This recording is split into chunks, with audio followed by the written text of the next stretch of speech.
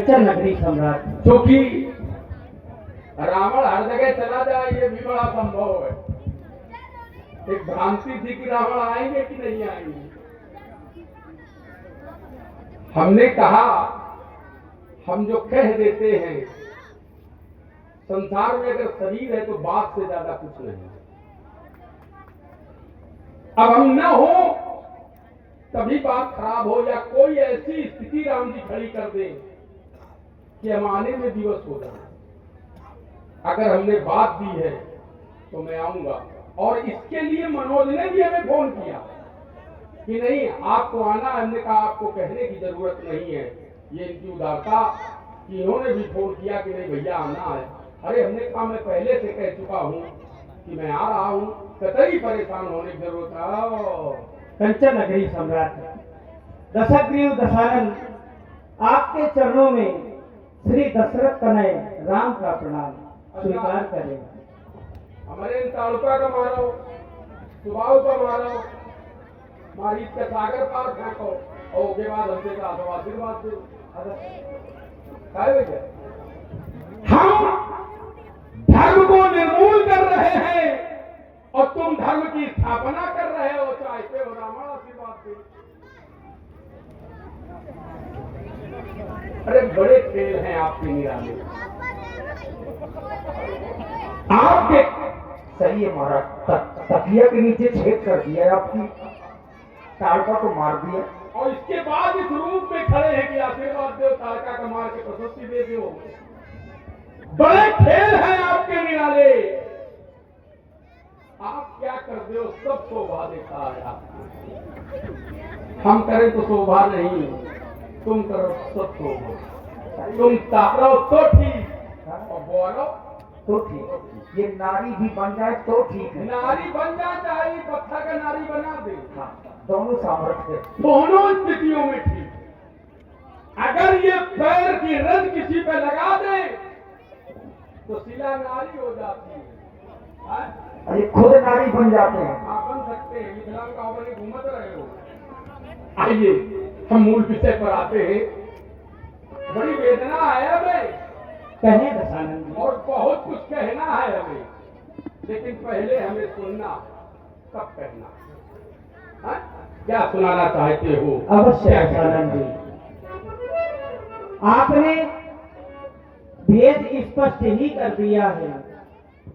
आपने कहा आप आए हैं इस धरती पर धर्म की स्थापना करने, तो यह सत्य है। और मेरे इस मृत्युलोक में आने का हेतु आप हैं दशानन जी। श्रवण करें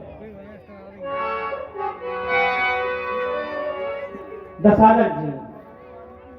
मैं हेतु तुम्हारे ये 10 कंधर इस अभरी तल में आया। अकेले नहीं, अंशों के सहित ये जन्म लेकर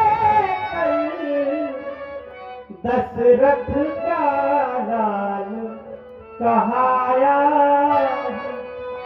मैं हेतु तुम्हारे ये 10 कंधर इस अबनी तल में आया।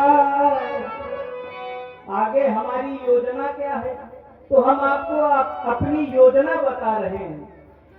कुछ दिवस में सीता के सहित लंका गढ़ में चढ़ आऊंगा।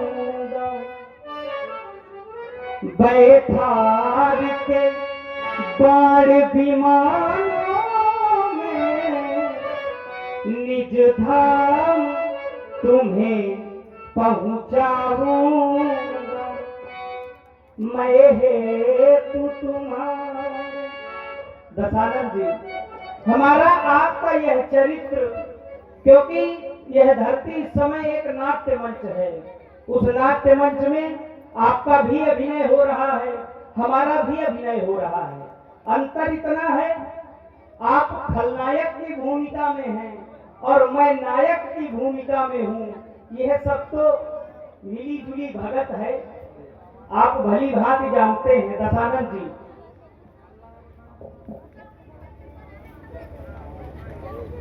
आदरणीय श्री देवेंद्र सिंह राठी योजना थी। हमारा आपका यह चरित्र, यह जो अभिनय हो रहा है, इसे युग युग तक गाया जाएगा। इतिहास के पन्ने, ये पन्ने में यह अमर कथा लिख जाएगी। सुर नर किन्नर गंधर्व आदि द्विज राम रूप मन भाएगी।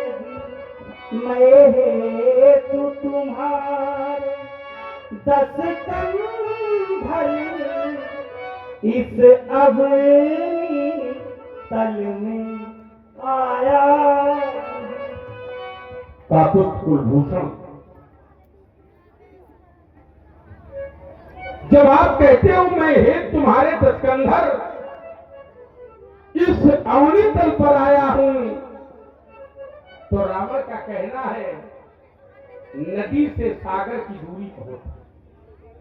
सागर और रघुबर बाहुबल, नदी से सागर की दूरी बहुत है, लेकिन दोनों का मिलना जरूरी बहुत है। हमारी कहानी में जब तक तुम नहीं तो हमारी कहानी अधूरी होगी। दशानंद जी, आपने कहा दोनों का मिलना जरूरी है। अपनी उलझनों में अपनी मुश्किल के हल मिले, जैसे टेढ़ी मेढ़ी डालों में रसीले फल मिले। सागर के कुछ खारेपन में कशिश जरूर है, वरना सागर से जाकर क्यों गंगा जल मिले। दशानंद जी, यही कारण है और हम चाहते हैं अब हमारा आपका मिलन इतना सरल नहीं है। क्यों? देखिए, रावण तक पहुंचना इतना सरल नहीं है। वो रावण अब नहीं है जो द्वारपाल हरि के प्रिय दो जय और विजय जान सब। अब ये लंका का राजा रावण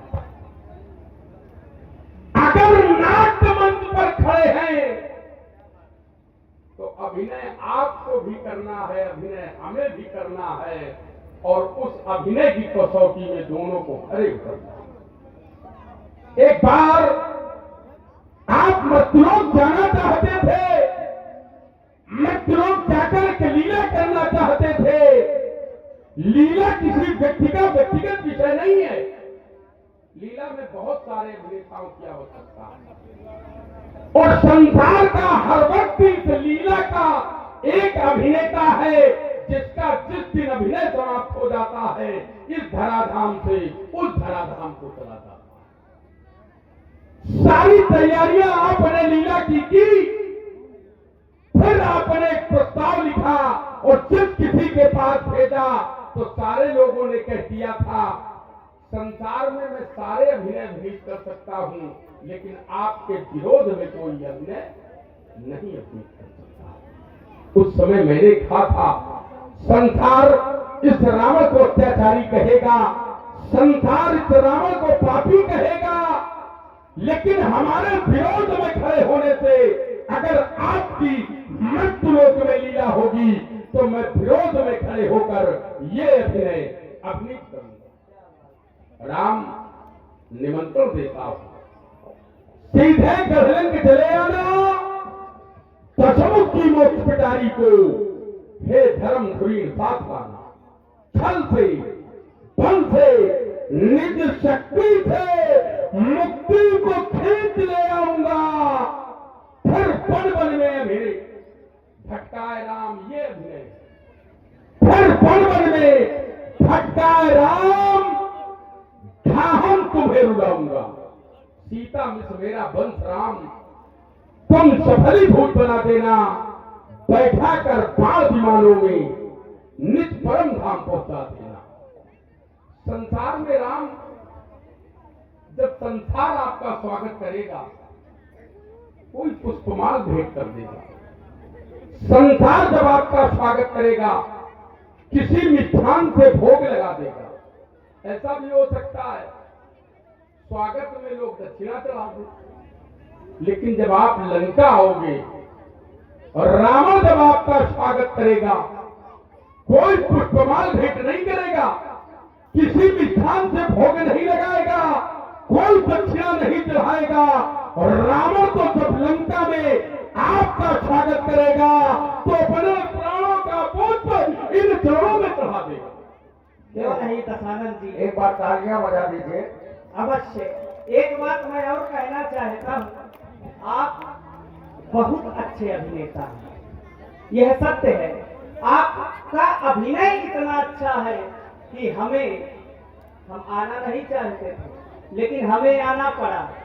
तो वास्तव में आप बहुत अच्छे अभिनेता हैं और आपने जो निमंत्रण दिया, आपका निमंत्रण हमें स्वीकार है। अब हमारा आपका मिलन आप जैसा अभिनय करा देते हो मैं वैसा अभिनय कर देता हूँ। तो सरकार भुवनेश्वर जी को अभिनय में लाना है बीच में कि नहीं लाना है? किसको? भुवनेश्वर जी को नहीं, क्यों नहीं लाना? वही चीज है। तो भी लाना। बिना उनके लीला हर पात्र की अपनी एक व्यवस्था है, हर पात्र का अपना एक अभिनय है। जैसे इतना रोए जब व्यक्ति परमात्मा से दूर होता है, सोचो कल्पना करो पीड़ा कितनी होगी। इतना रोए जिस समय आपने अपने फेलक किया था हमको, इतना रोए कि आंसुओं की लकीर बन गई। जैसा सोचा था वैसी तस्वीर बन गई। मैंने तो रेत में अंगुलियां घुमाई थी, देखा तो तुम्हारी तस्वीर बन गई।